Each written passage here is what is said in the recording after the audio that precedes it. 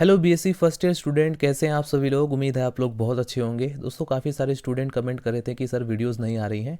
Don't worry student, अभी से आपको डेली वीडियोस मिलेंगी। आज की इस वीडियो के अंदर हम डिस्कस करेंगे बीएससी फर्स्ट ईयर बॉटनी के फर्स्ट सेमेस्टर में आपका थ्योरेटिकल पेपर आता है माइक्रोबायोलॉजी एंड प्लांट पैथोलॉजी।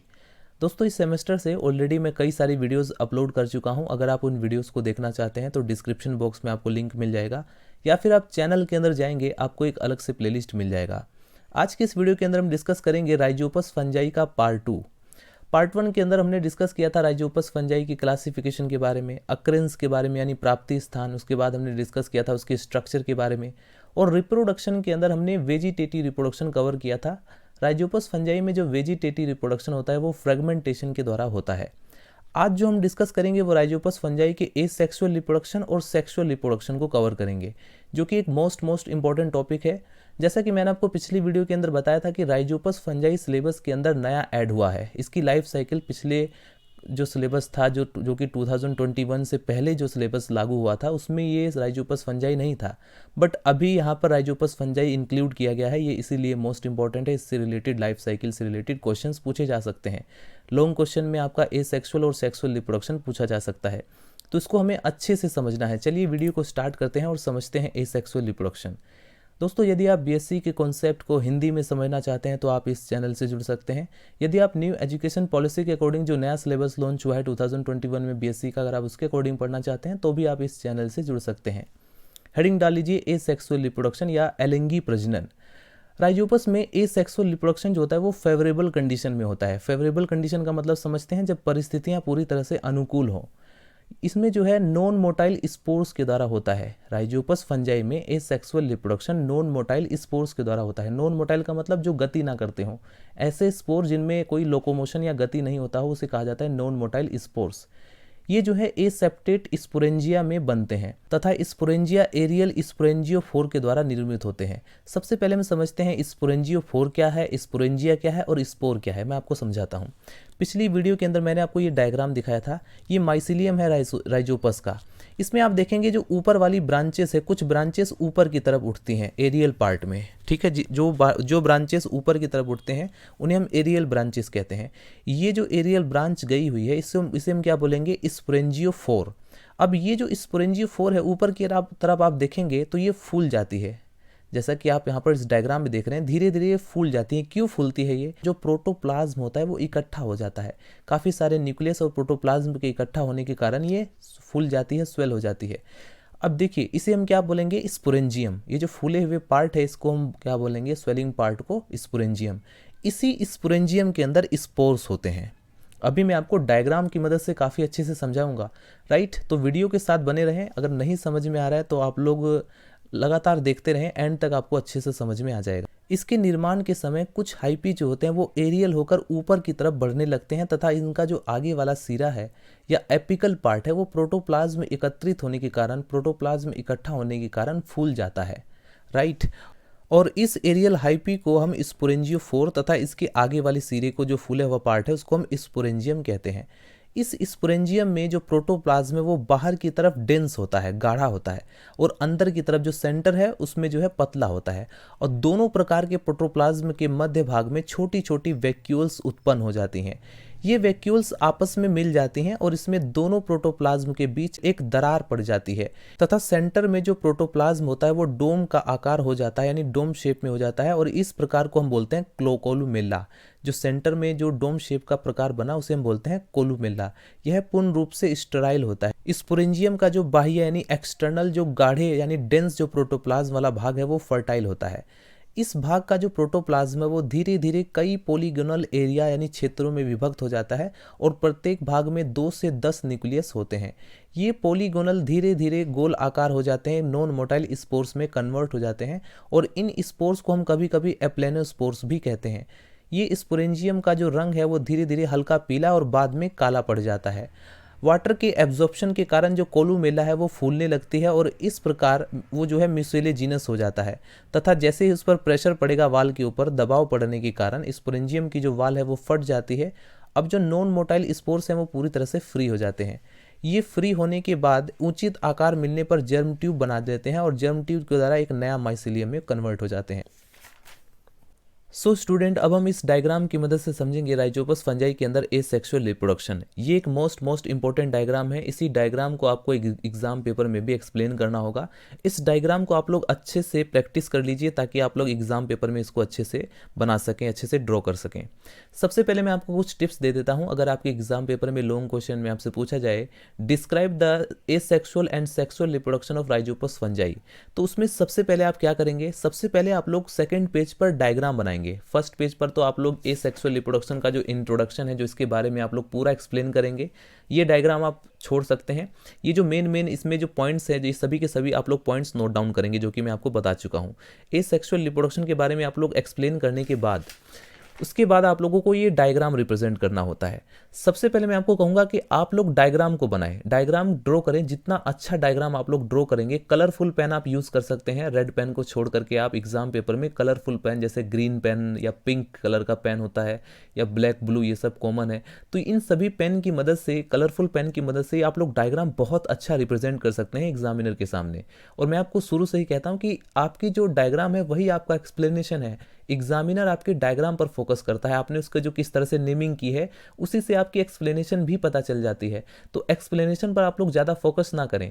बहुत सारे स्टूडेंट मैंने देखा एग्जाम पेपर में कई बार कंफ्यूज हो जाते हैं एग्जाम पेपर में कि अब मुझे थ्योरी क्या लिखनी है। स्टूडेंट, इसीलिए मैं आपको कहता हूं कि अगर आप डायग्राम बना लेंगे तो डायग्राम से तुरंत आपको थ्योरी भी याद हो जाएगी कि नेक्स्ट स्टेप क्या है। जैसे मैं आप पर आपको कंटिन्यू समझाऊंगा तो आपको पूरा समझ में आ जाएगा कि इसी डायग्राम की मदद से हम पूरी थ्योरी लिख सकते हैं।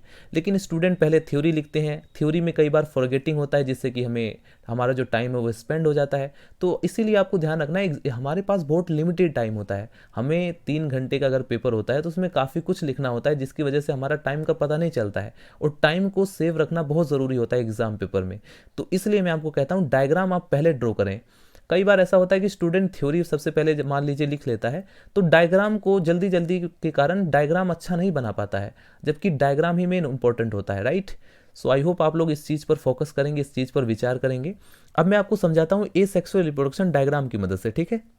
देखिए गाइस, ये जो आप माइसीलियम देख रहे हैं, राइजोपस फंजाई का माइसीलियम है, ये डायग्राम ए है। ए बी सी इस तरह से मैं आपको समझाऊंगा। सबसे पहले ए डायग्राम पर फोकस करें। ये राइजोपस फंजाई का माइसीलियम होता है। माइसीलियम में कुछ ब्रांचेस आपको ऊपर की तरफ, इसकी जो छोटी छोटी ब्रांचेस है ऊपर की तरफ उठती हैं। जैसे ये आप देखेंगे, ये ब्रांच है, ये ब्रांच है, ये ऊपर की तरफ उठ रही है। इन्हें कहा जाता है एरियल ब्रांचेस। ये जैसे जैसे ऊपर की तरफ उठती हैं इन्हें कहा जाता है, उसके बाद इन्हें कहा जाता है स्पोरेंजियोफोर, राइट। अब इसमें क्या होता है, धीरे धीरे इसमें साइटोप्लाज्म, ऊपर वाला जो पार्ट है इनका, जो एपिकल पार्ट होता है, उसमें प्रोटोप्लाज्म इकट्ठा होने लगता है। प्रोटोप्लाज्म इकट्ठा होता है, न्यूक्लियस इकट्ठा होता है, जिसके कारण गाइस इसमें जो इनका जो पूरी तरह से एपिकल पार्ट है वो स्वेल हो जाता है, वो फूलने लगता है। फूलने के बाद इसमें बेसिकली इसका जो प्रोटोप्लाज्म है वो 2 भागों में डिवाइड हो जाता है। इसमें किनारे किनारे पर जो है इसकी जो आउटर पार्ट है उसमें डेंस प्रोटोप्लाज्म हो जाता है, और जो बीच में सेंटर वाला पार्ट है उसमें लाइट प्रोटोप्लाज्म हो जाता है। तो प्रोटोप्लाज्म 2 पार्ट में डिवाइड हो गया। इसमें जो है वैक्यूल्स भी बनते हैं, और ये वैक्यूल्स धीरे धीरे आगे चल करके मिक्स हो जाते हैं। इसके बाद प्रोटोप्लाज्म जब इसमें 2 भागों में आपको स्पष्ट रूप से दिखाई देगा, बीच में एक कैविटी भी आपको दिखाई देगी। तो अब ये जो पार्ट, जो सेंटर वाला पार्ट है, ये कोलुमेला कहलाता है। इसे हम कहते हैं कोलुमेला। अब इसमें जो वैक्यूल्स की जो वाल होती है वो रप्चर हो जाती है, जिसके कारण वैक्यूल्स मिक्स हो जाता है। फिर उसके बाद धीरे धीरे इसमें जो न्यूक्लियस है, वो न्यूक्लियस बेसिकली क्या करते हैं, वो साइटोप्लाज्म को इकट्ठा करने के बाद अपने चारों तरफ स्पोर बना लेते हैं। इसीलिए अब ये जो दिख रहे हैं इसमें काफ़ी सारे छोटे छोटे स्पोर्स बन चुके हैं। अब इसे हम क्या कहेंगे, स्पोरेंजियम। ऊपर वाला जो पार्ट है इसे हम स्पोरेंजियम कहते हैं, और इस स्पोरेंजियम के अंदर स्पोर्स होते हैं। ये क्या है, इसे कहेंगे आप स्पोरेंजियम वाल, राइट। ये क्या है, ये कोलुमेला है। और ये जो नीचे ब्रांच गई हुई है, इस ब्रांच को हम क्या कहेंगे, स्पोरेंजियोफोर, राइट। अब देखिए मैं आपको यहाँ पर आगे समझाता हूँ। जब इसमें स्पोर्स बन जाते हैं तो इसमें क्या होता है, ये जो कोलुमेला है ये हाइग्रोस्कोपिक नेचर का होता है, यानी कि ये वाटर को एब्जॉर्ब करता है। पानी को एब्जॉर्ब करेगा तो ये थोड़ा म्यूसिलिजिनस हो जाता है, और इससे क्या होगा कि ये जो ऊपर वाली जो स्पोरेंजियम वाल है इस पर प्रेशर आता है, क्योंकि एक तो ऑलरेडी इसमें स्पोर भरे हुए हैं, ऊपर से ये कोलुमेला फूलने लगता है, स्वेल होने लगता है पानी को एब्जॉर्ब करके। तो इस वाल पर प्रेशर होने के कारण ये फट जाता है। जैसे ही ये भ्रष्ट हो जाएगा तो ये जो स्पोर्स है वो फ्री हो जाएंगे पूरी तरह से। फ्री होने के बाद देखिए यहाँ पर ये इस वाले डायग्राम में जो दिखाया गया है, ये वाल रप्चर हो चुकी है, ये जो वाल थी ये पूरी की तरह से भ्रष्ट हो चुकी है। भ्रष्ट होने के बाद स्पोर्स फ्री हो चुके हैं। अब इसके बाद ये जो स्पोर्स है ये वाटर को एब्जॉर्ब करते हैं। एब्जॉर्ब करने के बाद इनमें जेम ट्यूब निकलती है और ये जेम ट्यूब आगे चल करके एक नया माइसीलियम ग्रोथ करती है। जैसा कि आप देखेंगे ये नया थैलस बना लेती है। तो बहुत सिंपल है, बस आपको सिंपली समझना है, रटना नहीं है। मैं आपसे फिर से कह रहा हूँ, समझ लेंगे तो सारा कुछ समझ में आ जाएगा। तो ये जो आप पूरा डायग्राम देख रहे हैं दोबारा से ठीक इसी तरह से एक नया माइसीलियम ग्रो करता है। ये है एसेक्सुअल रिप्रोडक्शन का डायग्राम, जो कि मोस्ट इंपॉर्टेंट है। अब हम बात करते हैं सेक्सुअल रिप्रोडक्शन के बारे में। स्टूडेंट, अब आप लोग हेडिंग डाल लीजिए sexual reproduction in Rhizopus fungi. Rhizopus fungi के अंदर सेक्सुअल रिप्रोडक्शन अनफेवरेबल कंडीशन में होता है, यानी कि जब परिस्थितियां प्रतिकूल होती हैं तब राइजोपस फंजाई के अंदर सेक्सुअल रिप्रोडक्शन होता है। राइजोपस की जो स्पीसीज होती हैं वो डायसियस होती हैं तथा ये हेट्रोथैलिक होती हैं। इसमें सेक्सुअल रिप्रोडक्शन दो मल्टी न्यूक्लियोइड गैमेटेंजिया के फ्यूजन से होता है, जो कि मेल और फीमेल गैमेटेंजियम के रूप में, अगर आप इन्हें मॉर्फोलॉजिकली देखेंगे तो वो बिल्कुल समान दिखाई देंगी। आपको पता नहीं चल पाएगा कि कौन सा मेल है कौन सा फीमेल है, लेकिन ये फिजियोलॉजिकली डिफरेंट होती हैं। इसे हम प्लस व माइनस स्ट्रेन के द्वारा प्रदर्शित करते हैं। आइए डायग्राम की मदद से मैं आपको समझाता हूँ राइजोपस फंजाई के अंदर सेक्सुअल रिप्रोडक्शन। सो स्टूडेंट, ये जो आप डायग्राम देख रहे हैं, सबसे पहले आप लोग यहाँ पर फोकस करेंगे। ये है माइसीलियम राइजोपस फंजाई का, जिसमें एक ब्रांच आपको दिखाई दे रही है, इसे हम बोलते हैं सोमेटिक हाइपी। इसे हम माइनस स्ट्रेन का मान लेते हैं और दूसरी जो सोमेटिक हाइपी है इसे हम प्लस स्ट्रेन का मान लेते हैं, राइट। अब इसमें बेसिकली होता क्या है, ये जो सोमेटिक हाइपी है इसमें कुछ आउटग्रोथ निकलती है। ये आउटग्रोथ में धीरे धीरे क्या होता है कि प्रोटोप्लाज्म इकट्ठा होने लगता है। ये देख सकते हैं, ये जो आउटग्रोथ निकली है इसमें प्रोटोप्लाज्म न्यूक्लियस इकट्ठा होने के कारण ये फूलने लगता है। फूलने के बाद जब ये एक दूसरे को टच करने लगते होते हैं तब इनमें एक सस्पेंसर बन जाता है, राइट। इन्हें हम क्या कहेंगे, प्रोगैमेटेंजिया। ये जो दोनों अभी फूले हुए पार्ट है, स्वेलिंग पार्ट है, इन्हें हम बोलेंगे प्रोगैमेटेंजिया। इसमें एक माइनस और एक प्लस टाइप का है। अब इसमें क्या होता है, बेसिकली इन गैमेटेंजिया में जो है ट्रांसवर्स वाल बनने के कारण सस्पेंसर बन जाता है। अब ये क्या होगा, इसमें जो प्लस और माइनस जो स्ट्रेन है, जो स्पोर्स है, वो आपस में मिक्स हो जाते हैं। मिक्स होने के बाद जब ये आपस में फ्यूज़ करेंगे तो यहाँ पर बनता है जाइगोट, जिसे हम जाइगोस्पोर भी बोलते हैं। तो ये है यंग जाइगोस्पोर। जब जाइगोस्पोर मैच्योर हो जाता है तो वो थोड़ा रेस्ट करता है, रेस्टिंग पीरियड, रेस्टिंग स्टेज में चला जाता है। मैच्योर जाइगोस्पोर की अगर आप स्ट्रक्चर देखें तो ये काफ़ी ज़्यादा थिक वाल स्ट्रक्चर होती है। इसमें 3 लेयर की स्ट्रक्चर होती है और स्पाइनी होती है। ये जो है रेस्टिंग स्टेज में चला जाता है, यानी कि अनफेवरेबल कंडीशन का सामना करने के लिए जो है रेस्टिंग स्टेज में चला जाता है। और ये मोटी वाल होती है, ये अनफेवरेबल कंडीशन का सामना करने के लिए इसे मदद करती है। 3 लेयर की बनी हुई एक मोटी वाल होती है। जैसे ही फेवरेबल कंडीशन आता है, परिस्थितियां अनुकूल हो जाती हैं, उस कंडीशन में ये जो है भ्रष्ट होता है और इसमें जर्मिनेशन होता है। फेवरेबल कंडीशन में जैसे इसमें जर्मिनेशन होता है तो इसमें जर्म स्पोरेंजियम निकलता है, या जिसे हम प्रोमाइसिलियम हाइपी बोलते हैं। अब इसमें क्या होता है, ये जो प्रोमाइसिलियम हाइपी आपको दिखाई दे रही है, ये बिल्कुल ठीक जैसे आपने एसेक्सुअल रिप्रोडक्शन के अंदर स्पोरेंजियोफोर देखा था, ठीक उसी तरह से होती है। इसमें भी जो साइटोप्लाज्म, जो प्रोटोप्लाज्म होता है, वो इकट्ठा हो जाता है। इकट्ठा होने के बाद वो फूलने लगता है। उसमें वो भी जो है, इसमें जो न्यूक्लियस होते हैं वो प्रोटोप्लाज्म इकट्ठा करने के बाद वो जो है काफ़ी सारे स्पोर्स में कन्वर्ट हो जाते हैं। इन स्पोर्स के अंदर मियोसिस होता है, माइटोसिस होता है, राइट। और उसके बाद क्या होता है, जैसे ही वाल रप्चर हो जाती है, रप्चर होने के बाद ये स्पोर्स फ्री हो जाते हैं। कुछ माइनस स्ट्रेन के होते हैं, कुछ प्लस स्ट्रेन के होते हैं।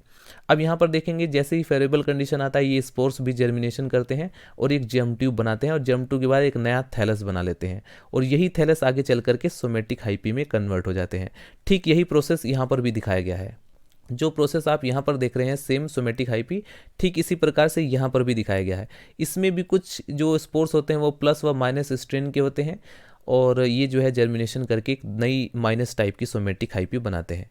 तो यहाँ पर प्लस टाइप के ये प्लस स्ट्रेन, यहाँ पर माइनस स्ट्रेन। तो आई थिंक आपको समझ में आ गया होगा कि जो स्पोर्स होते हैं जो सेक्सुअल रिप्रोडक्शन के दौरान बनते हैं, उसमें कुछ माइनस टाइप के कुछ प्लस टाइप के स्ट्रेन होते हैं, और वही डिसाइड करते हैं कि जो सोमेटिक हाइपी है वो माइनस स्ट्रेन की होगी या प्लस स्ट्रेन की। और हमेशा अपोजिट जो स्ट्रेन होती है वही आपस में फ्यूज़ करता है, और फ्यूज़ करने के बाद वो प्रोगैमेटेंजिया कहलाता है। फिर उसमें जर्मिनेशन होता है, और फिर जब आपस में मिल जाते हैं तो जाइगोट बनता है, जिसे हम जाइगोस्पोर कहते हैं। जाइगोस्पोर जो होता है वो रेस्टिंग स्टेज में चला जाता है। जैसे ही अनफेवरेबल कंडीशन का सामना करने के लिए रेस्टिंग स्टेज में चला जाता है। फिर उसके बाद जैसे ही फेवरेबल कंडीशन आती है वो जर्मिनेशन करता है। फिर उसके बाद प्रोमाइसिलियम हाइपी बनाता है जिसे हम स्पोरेंजियोफोर, जैसे आपने सेक्सुअल रिप्रोडक्शन के अंदर स्पोरेंजियोफोर देखा था, जस्ट उसी तरह से, लेकिन इसमें जो स्पोर बनते हैं वो अपोजिट स्ट्रेन के बनते हैं। सो गाइज, राइजोपस फंजाई के अंदर जो सेक्सुअल रिप्रोडक्शन की जो थ्योरी बची हुई है उसको भी हम कंप्लीट कर लेते हैं। राइजोपस में जो सेक्सुअल रिप्रोडक्शन है वो ब्लैक्सली ने 1905 में विस्तृत रूप से इसको एक्सप्लेन किया था, उसके बारे में बताया था। उन्होंने बताया कि जब ऐसे दो हाइपी जो कि प्लस व माइनस स्ट्रेन के हो, अपोजिट स्ट्रेन के हो, एक दूसरे के जैसे ही वो कांटेक्ट में समीप आते हैं, पास पास आते हैं, तथा उनके जो हाइपी है उनमें आउटग्रोथ निकलती हैं, जिन्हें हम बोलते हैं प्रोगेमेटेंजिया, जिन्हें हम प्रोगेमेटेंजियम कहते हैं। इनके अग्र सिरे फूले हुए होते हैं तथा इसमें प्रोटोप्लाज्म व न्यूक्लियस भरे होते हैं। जब ये दोनों प्रोगेमेटेंजियम वृद्धि कर एक दूसरे के अग्र सिरे से छूने लगती हैं तथा इसी समय एक ट्रांसवर्स वाल बनने से दोनों प्रोगेमेटेंजियम में अग्र भाग जो होता है वो गेमेटेंजियम, वो पिछले भाग में सस्पेंसर बन जाते हैं। गेमेटेंजियम के मल्टी न्यूक्लिएट प्रोटोप्लाज्म को हम सीनोगेमेट्स कहते हैं। राइजोपस फंजाई में ये जो आप देख रहे हैं ये एसेक्सुअल रिप्रोडक्शन और सेक्सुअल रिप्रोडक्शन का आउटलाइन है। कई बार एग्जाम पेपर में पूछा जाता है तो आप इसी आउटलाइन को इसी तरह से रिप्रेजेंट करेंगे, राइट। आगे बढ़ते हैं थ्योरी में। गेमेटेंजियम के मैच्योर होने पर दोनों के मध्य, दोनों के बीच जो वाल होती है वो घुल जाती है और फ्यूजन की क्रिया होती है, जिससे कि प्लस व माइनस के जो गेमेटेंजिया के न्यूक्लियस होते हैं वो आपस में फ्यूज करके डिप्लॉइड न्यूक्लियस बना लेते हैं और इस समय चारों ओर एक मोटी थिक वाल, एक स्पाइन वाल बन जाती है, जिसे हम जाइगोट या जाइगोस्पोर कहते हैं। अब यह जाइगोट कुछ महीने के लिए रेस्टिंग स्टेज में चला जाता है, जैसा कि मैंने आपको बताया था, और फेवरेबल कंडीशन आने पर जाइगोट जर्मिनेशन करता है या जाइगोस्पोर जर्मिनेशन करता है और इसकी बाह्य जो भित्ति है, जो वाल है, वो फट जाती है तथा अंतः भित्ति प्रोमाइसिलियम कवक तंतु प्रोमाइसिलियम हाइपी के रूप में बाहर आती है तथा इसका अग्र सिरा फूल करके एसेक्सुअल रिप्रोडक्शन के मेथड के द्वारा जैसे स्पोरेंजिया बना था उसी तरह से स्पोर बनाता है। लेकिन जो स्पोर्स होते हैं वो माइनस व प्लस यानी अपोजिट स्ट्रेन के होते हैं तथा फ्रीडम होकर एक नया माइसिलियम में कन्वर्ट हो जाते हैं। तो आप लोग इतना लिख सकते हैं जितना कि मैंने आपको बताया, एक नए माइसिलियम में वो कन्वर्टेड हो जाते हैं। आपको ज़्यादा कुछ लिखना नहीं है, जो इंपॉर्टेंट है वही लिखना है। बुक्स या नोट्स के अंदर कई बार एक्स्ट्रा लिखा होता है जो कि आपको एक्सप्लेन करने की जरूरत नहीं है। जो मेन पार्ट है जैसे कि डायग्राम है वो मोस्ट इंपॉर्टेंट है, एसेक्सुअल और सेक्सुअल रिप्रोडक्शन का डायग्राम मोस्ट इंपॉर्टेंट है, और जितनी थ्योरी रिक्वायर्ड है उतनी ही थ्योरी आपको लिखनी है और अच्छे से लिखनी है। ज़्यादा कई बार स्टूडेंट इस वहम में होते हैं, एक रूमर में होता है कि बहुत ज़्यादा अगर हम पेज भरेंगे तो उतना ही नंबर मिलेगा, अगर 6 पेज भरेंगे तो उतना नंबर मिलेगा। पेज भरने से कुछ भी नहीं होगा। अगर आप अच्छा रिप्रेजेंट करेंगे, अच्छा लिखेंगे और अच्छा डायग्राम बनाएंगे तो आपको पूरे नंबर मिल जाएंगे। सो उम्मीद है आपको इस वीडियो से काफ़ी कुछ सीखने को मिला होगा। राइजोपस फंजाई का जो सेक्सुअल एसेक्सुअल रिप्रोडक्शन समझ में आया होगा। अगर कोई भी आपको डाउट हो तो आप लोग कमेंट सेक्शन में पूछ सकते हैं। मिलते हैं दोस्तों नेक्स्ट वीडियो में। Bye bye, Tata.